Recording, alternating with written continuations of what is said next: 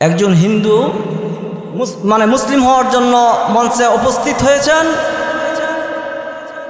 ইউটিউবে আমার আলোচনা শুনে অথবা দেখে তিনি মার করে আজকে এখানে এই প্রোগ্রামে আসছে।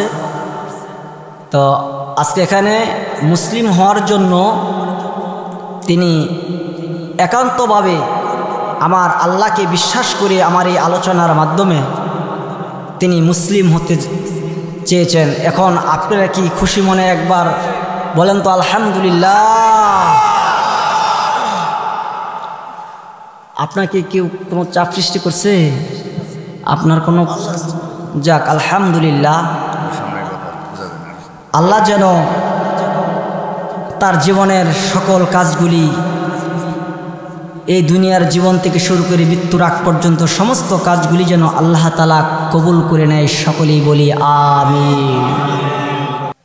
মুসলমান হওয়ার পরে সর্বপ্রথম আপনার দায়িত্ব হচ্ছে এখানে কালিমা পড়ার পরে আপনি যখন আল্লাহকে বিশ্বাস করেছেন, আল্লাহর উপর ঈমান আনছেন, তখন আপনার দায়িত্ব হলো এশারের জামাত আদায় করে দেওয়া। বলেন জোরে বলেন ঠিক কিনা? বলেন কালিমে তয়বা লা ইলাহা ইল্লাল্লাহু মুহাম্মাদুর রাসূলুল্লাহ।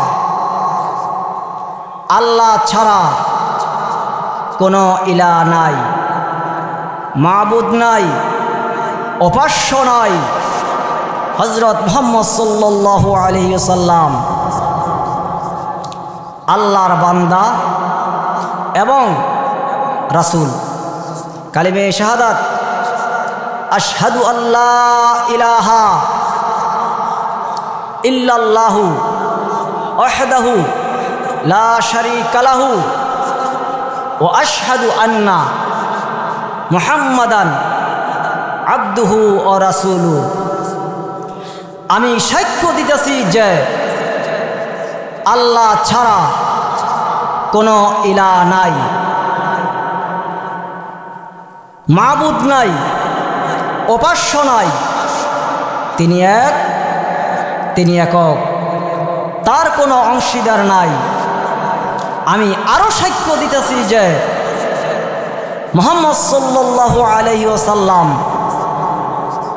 আল্লাহর বান্দা এবং রাসূল। সকলকে সালাম দেন, আসসালামু আলাইকুম রাহমাতুল্লাহ। আল্লাহ তাআলা যেন তার এই দুনিয়ার জীবন থেকে কবরের জিন্দেগি পর্যন্ত সুন্দরভাবে কাটিয়ে নেন এবং সহজ করে দেন। মৃত্যুর সময় যেন তাকে যেই কালিমা আজকে শুরু থেকে পড়েছি সেই কালিমা যেন মৃত্যুর সময় তার মুখে জারি করে দেয়। সকলেই বলি আমিন।